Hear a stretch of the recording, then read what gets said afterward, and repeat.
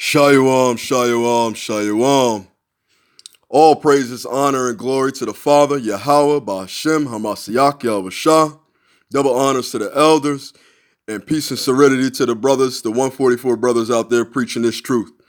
With that being said, shalom. I'm Brother Daniel, and once again, we got today a story that came out of Los Angeles Times. Rape and molestation charges against La Luz del Mundo Leaders Royal Church by Leela Miller, Cindy Carcama, Ruben Vives, and Maria L. Laganga. All right, so this man right here has been raping, molesting, and sex trafficking little girls. Right, let's get into this story.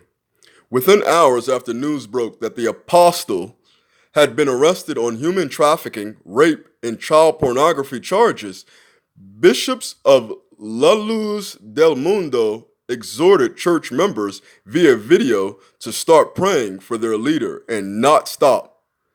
The doors of Nasan Joaquin Garcia's church in East Los Angeles, one of about 40 in the Southern California, were left open overnight so that the devout could petition God on Garcia's behalf. Right? Members of Guadalajara-based faith, if they were willing to talk about all on Wednesday, said they believe their 50-year-old leader is a target of a smear campaign. It is designed, they said, to tear Garcia down, along with church his father led before him, the one his grandfather founded 93 years ago. Right? We're united in prayer, said Jack Freeman, a minister who has been with the church for 27 years. On attack like this, which is meant to stumble us or bring us apart, it actually brings us closer together. We're not giving up. The church is still going to go forward. We believe this is still the church of the Lord. Garcia and his 3 female co-defenders are all affiliated with La Luz del Mundo, Light of the World, which is the largest evangelical church in Mexico. It has branches in 50 countries and boasts more than 1 million members. The accused are alleged to have committed 26 felonies in Los Angeles County between 2015 and 2018 while leading the religious organization. Late Tuesday, a judge granted state prosecutors' request to raise Garcia's bail to $50 million. Prosecutors cited new findings from the search warrant. California Attorney General Xavier Becerra began investigating Garcia. Alejandro Ocampo, 36, and Azalea Raquel Melendez and Susana Medina Oaxaca, 24, in 2018, prompted in part by a tip to the State Department of Justice through an online clergy abuse complaint form. Prosecutors alleged that Garcia sexually assaulted 3 girls, an adult mentioned in the criminal complaint filed in LA County Superior Court on Tuesday. So somebody snitched on him. Whether it was true or not, I don't know yet. The complaint is filled with graphic and disturbing details about a church leader who allegedly was a sexual abuser and the women who prosecutors say helped procure and prepare young girls for the pleasure of the man they knew as the apostle of Jesus Christ. In one incident outlined in the complaint, Ocampo called a girl to Garcia's home and directed her to serve him coffee in his office without wearing any clothing. She is identified only as Jane Doe 1. She has yet to celebrate her 16th birthday. Oh wow, she's underage too. When the girl entered Garcia's office, according to the complaint, he put his arms around her, kissed her on the lips, and touched her in intimate locations. Prosecutors further alleged that Ocampo repeatedly took photos of 3 naked girls, sometimes as they were performing sexual acts. She told the girls the photos were for the servant of God, Garcia. Shake my head, man. This is a shame. On Wednesday, church officials were out in force holding news conferences in East Los Angeles and Mexico and posting statements in Garcia's defense online. Salim Garcia, a spokesman for La Luz del Mundo, told reporters in Mexico City on Wednesday that the church and its members consider these accusations defamatory and a calumny against our international director, the Apostle of Jesus Christ. We believe firmly in the innocence of the Apostle of Jesus Christ. He was asked whether he believes there are forces out to get the church. His response was vague. Church officials believe there are some, he said, who are making false claims, and they are trying to get more information. In East Los Angeles, spokesman Ashley Valdez said the allegations against the apostle were false, and that the church trusts that the legal system will find Nassan Garcia innocent. The apostle of Jesus Christ has always adhered to the law, Valdez said. Congregants believe Garcia, who was once a pastor in the imposing East Los Angeles church, was ordered by God to direct La Luz del Mundo. He is the mouthpiece for God, said Valdez, adding that he didn't know what would happen to the church if Garcia were found guilty. We're not going to make any assumptions at the moment, he said. Andrew Chestnut, a professor of religious studies at Virginia Commonwealth University, who has been following the Pentecostal movement in Latin America for a quarter century, said a conviction could have grave consequences for the future of the church. Yeah, because the only reason they're sitting there going after this Hispanic right now is because he's doing what the so-called white man is doing. And so they know if they persecute him under these charges, that means the Vatican and the rest of these so-called white heathens doing these things are eligible to be persecuted as well. But since they're hiding this, now they have to learn, now they're going to have to fight to hold up wickedness, so which means they're going to have to stand and try to fight up for this Mundo guy, Garcia, to, get away with this. So depends. Now it's going to come down to how much money is going to be spent in his defense, how many people are going to defend him. So the wicked are looking to stand up for each other, and right now I don't really see that happening. So this is going to be a slow fall. You're going to see more pastors be exposed. Whether he did it or not, I honestly don't know. If he did do it, he ain't no apostle. And the fact that he's using the name Jesus Christ is a real major no-no. So he may have done some righteous things for the community and things like that. But if you're sitting here sex trafficking little girls and still raping and molesting little kids, and that ain't nothing the Most High says, he's okay with. So even Solomon was sitting here and tossed under the bus for those things. So I don't really see this really playing well for this brother Garcia and what he's doing. But as you can see, the Christian church is slowly coming apart. Chestnut said he was not surprised by the allegations against Garcia, having known about the history of his father. La Luz del Mundo has been the subject of controversy for decades, as it has spread from Mexico into California and other areas. In the past, critics have compared that church formed in 1926 to a cult that preys on the poor. Yeah, it is a cult, especially if you're convincing the women of your congregation to hire and find other women who are depressed or in a poor state of mind or easily manipulated to come in, especially little kids or, orphan children, to come in and serve them. And they basically have a long history of manipulating little girls and little kids to believe that they deserve their punishment.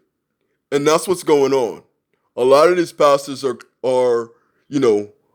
committing sex acts on people under guise of it being a religious type of, it sets the spirit free.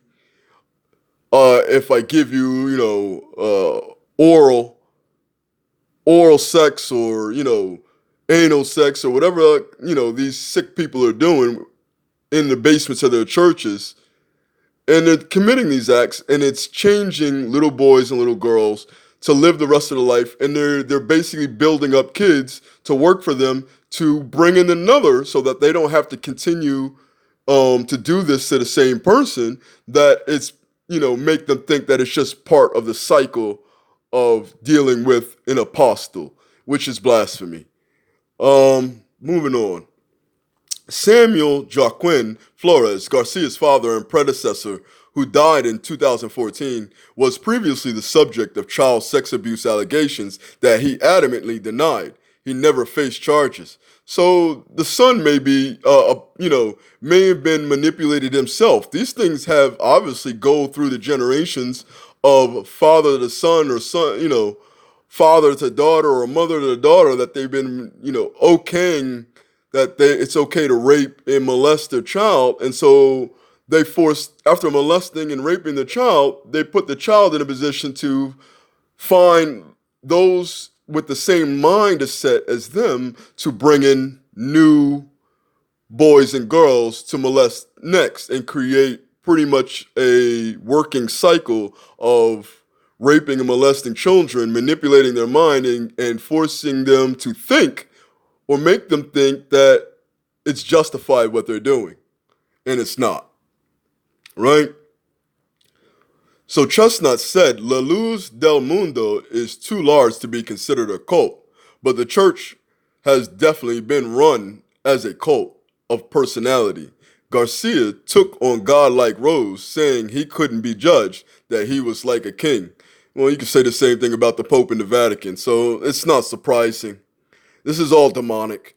What draws people to the church is its strong sense of community. Like other fundamentalist groups, he said the church has very clear absolutes of the right way of living. At the time when Mexico has suffered so much violence, that kind of clarity offers comfort and safety, Chestnut said. So he's preying on the poor that are, surrounded by gangs and drug wars and things like that, and they try to come for peace. And he gives, from what I'm reading here, it gives a sense that he cares about the community. He tries to care for them and this, that, and the third. But behind the scenes, he's, getting off. He's manipulating, touching and grabbing, and he gets to do with his little kids, these little boys and girls. And in exchange, they keep quiet about it, because I guess in their eyes, they see him doing righteous work for the community. And that's not exactly what the Bible teaches about the community. You should be helping the poor, and he's exploiting the poor. So, I'm only reading the situation. I'm not really there. So this thing, it looks kind of crazy, and manipulations.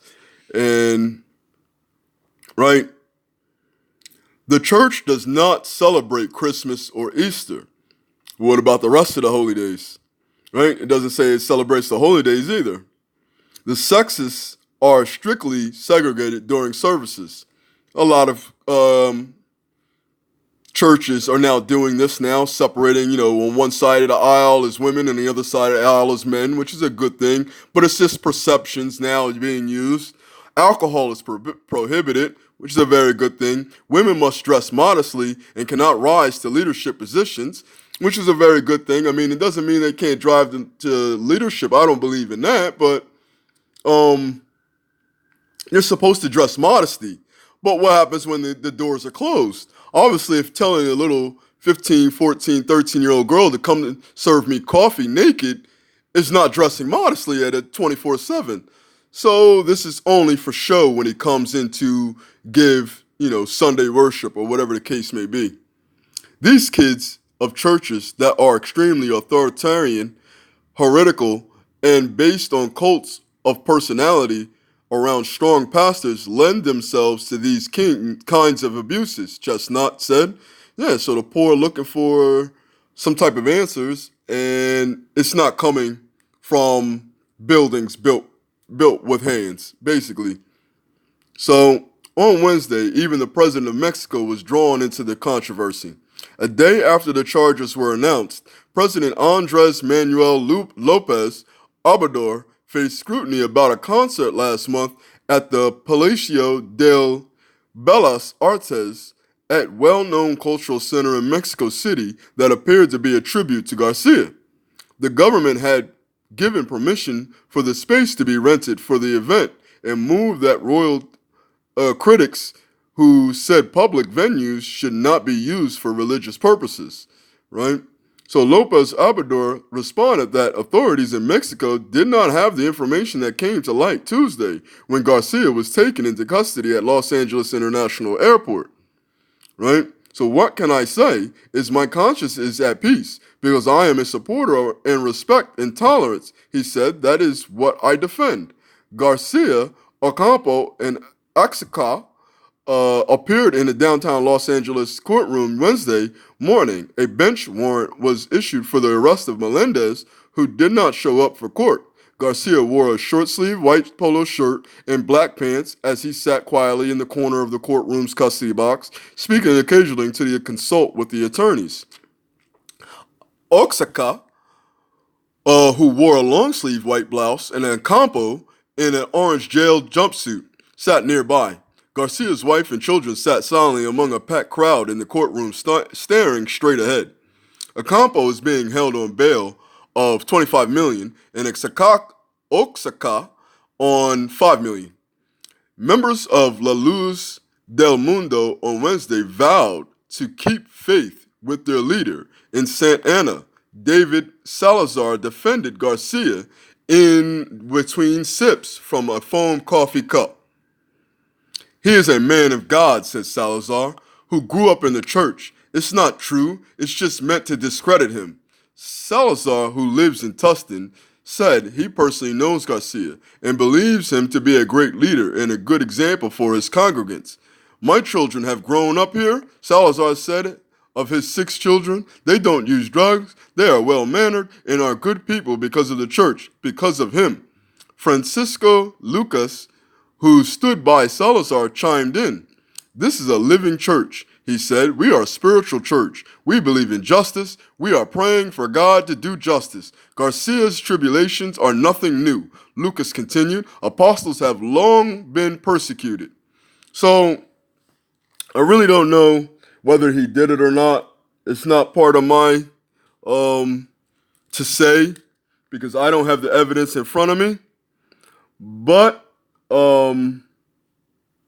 it's not surprising coming out of the Christian church at in this current time frame with so many rapes and molestation cases coming out and hearing about Catholic priests raping and molesting children. So I wouldn't be shocked to hear that this is true. But I'm not the one who's analyzing these things and seeing the proof of these things. But obviously I wouldn't sleep on it that this is going on. So what does the Most High say about members who rape? So let's go to Deuteronomy chapter 22 and verse 25. Right? This is Deuteronomy chapter 22, verse 25. But if a man find a betrothed damsel in the field, and the man force her and lie with her, then the man only that lay with her shall die. You see that? So the Most High says, look, man, rapists need to be put to death because it's the same thing as murder. So if you find a virgin and a betrothed damsel, you know what I'm saying, and she's married too. But if you rape a woman in any way, shape, or form, it's considered murder. So if he's raping and molesting little kids and they can't speak out, now that's the problem that's going on, is that because they're getting them so young, the kids grow up not realizing that this was wrong. You know what I'm saying? Or it's manipulated in their mind, there's nothing wrong here. Until they realize when they grow up later that this is wrong. Because evidently, this supposed apostle is not teaching them that rape and sex is marriage. And if you're not marrying these people and you're just having sex with them and then pass them along, you're committing adultery. You're committing rape. You're fornicating. So This man, if it goes according to the way the Most High wants it, should be put to death, right? Verse 26, but unto the damsel thou shalt do nothing. There is in the damsel no sin worthy of death. For as when a man riseth against his neighbor and slayeth him, even so is this matter. So, like I said before, man, the Most High said this raping of a woman or of a little girl or man is murder. It's considered like murder. It's considered murder. Period.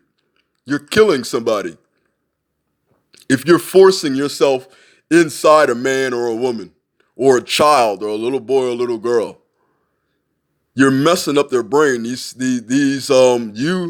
passing your seed onto these men, or that man passing seed onto you, causes a confusion, because that's why the Most High says when a man leaves his mother and father, he clings to his wife, and them two twain become one. So that's why you have emotional attachments to these people. You have emotional, you're passing your virility, to another woman or to a man when you do these things. And so you gain a connection, these connections. And so what the white man is teaching our people to do is have anal sex, to do these things, but have some type of barrier where it's anal sex, or there's a condom involved, or a female condom involved, or so I can say I never touched her, and this, that, and the third. You may not have physically touched her. So these heathen and these damn devils are just, it's a word salad with these people to sit here and say things that they really didn't happen, which did happen. And that's all it really is, right? Moving on to verse 27. For he found her in the field, and the betrothed damsel cried, and there was none to save her. So a lot of these kids are in a situation where even if they try to cry out, there's so much power within the Catholic Church to silence through police reports, to silence through the Catholic Church or through the priest, to silence these things. So it may be reported and written down and then tossed into a bucket, burned or shredded, and it's forgotten. And while they continue to go on doing these things. And that's what's been going on for years for Catholic churches, that they've been found out about these things. They've been slowly figured out, and people are not happy about it. And so this isn't going to stop until, people are literally going to start hanging and burning pastors, Christian pastors, especially a pastor. It doesn't even need to be a Christian pastor. Anybody of faith-based dealing who's teaching them against the word.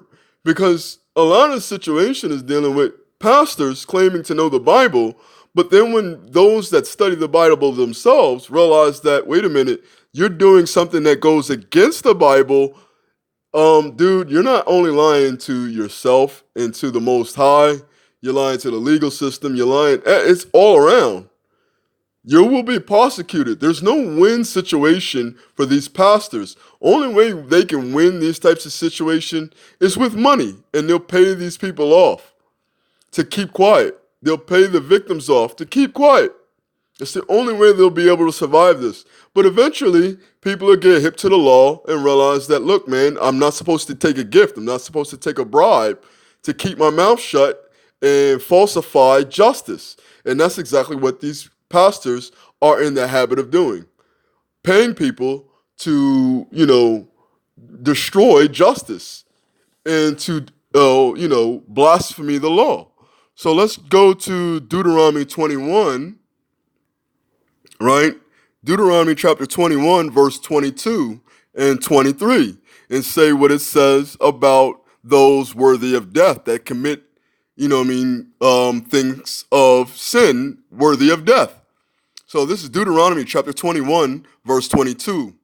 And if a man have committed a sin worthy of death, and he be to be put to death, and thou hang him on a tree. You see that? So this man is supposed to be hung by a tree, because the simple fact that they don't want his blood on the ground, He wants his soul. He don't want his blood on the ground. So these rapists and these Christian pastors that are raping and molesting and pushing for, children and child trafficking, and they're raping and molesting and drinking blood and, sucking baby penises and blood and all these types of things. These are things that are legit, according to the Father, reasons to be put to death. So that's why they're putting so much money to keep this quiet and to shut up about it, because the simple fact that they know it's a death sentence. And even if they're still living, guess what? This is your life to live. Live it up, because you ain't getting another chance. The Most High is not going to bless you with another spirit to be reborn, knowing that you're this sinful. Right? Verse 23, his body shall not remain all night upon the tree, but thou shalt in any wise bury him that day. For he that is hanged is accursed of the Most High, and that thy land be not defiled, which Yahweh thy God giveth thee for an inheritance. So, yeah, these raping Christian pedos need to be prosecuted, proven guilty that they've committed these acts. You know what I'm saying? Whether by, rape kits, video, audio recordings. If they have evidence that, and I don't put it past a pastor for raping a child in this day and age, and it's a sad situation that they're even doing these things, but it should not be going on. And in order to get rid of these evils, you must put these types of things to death. Because the moment they start putting rapists and molesters, child molesters, and child rapists, and child pedophiles to death, it will scare the living spirit out of them. That they will fear the next child they would even touch. But because nothing happens to them, they walk with their head all high, still lying and smiling in people's faces all the day while they do these things behind closed doors, raping and molesting poor children that are homeless, have lost their home, all these things that they've affected, and molest them and rape them and manipulate their mind most of the time. That's what this is all about, manipulation of your understanding, because they won't teach the word. So if they were teaching the word correctly, they would sit here and convince them to sit here and turn from their wicked ways. But since they're not teaching the law and they're not teaching these legit laws in the scriptures, that makes them not an apostle. That doesn't make them anything to the Most High. That makes them blasphemy to the Most High, that you sit here and act like, oh, you're righteous because you're doing stuff out in the public. But that's exactly what it tells you. Don't listen to those that do things in the public. Listen to those that do things in the quiet, who are not asking for fame and fortune. They come by and help you in the house. They come back and help you with your situation when nobody's watching, when nobody sees it. They're not looking for public gratification or public approval. They're just helping, doing this out of the kindness of the heart to help you as an individual. And then as more individuals speak up for them, not to sit here and say, oh, I'm doing this for the public. But that's what this turned in. This is why the religious lines and the political lines are now grayed.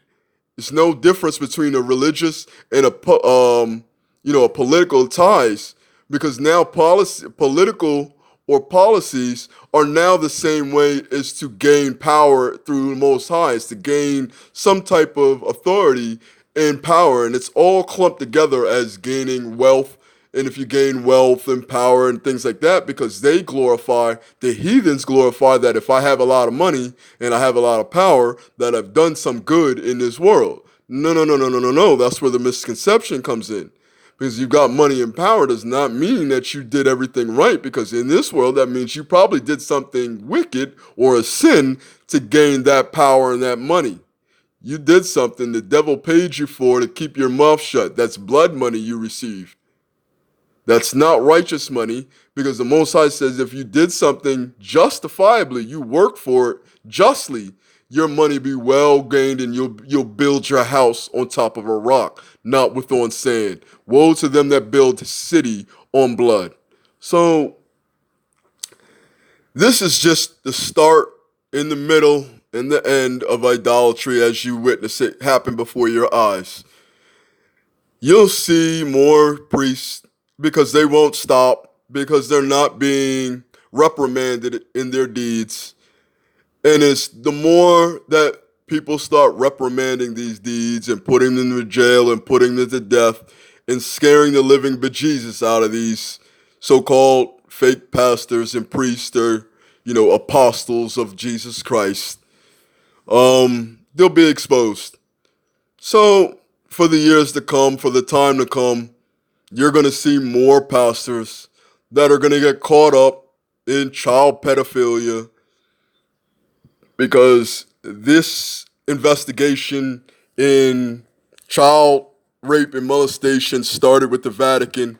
And as you can see, none of these priests have been formally charged, have never been reprimanded, anything. Nothing's happened to these pastors. It completely went right back into the quiet again, while they blame and victim blame, black rappers and random people on the street, black brothers and sisters on the street for raping, and they want to call them out for there's a serial rapist running around your city is a black, while they got Vatican and priests smiling and preaching the word, knowing they're going against the word, right in churches, who have been getting away and have not been charged, have nothing's happened to them. So until that day, until the Most High literally puts his foot down on these rapists and pedophilias, these rapists and pedophilias are going to sit here and smile and say what they need to say and pay who they need to pay to get freedom.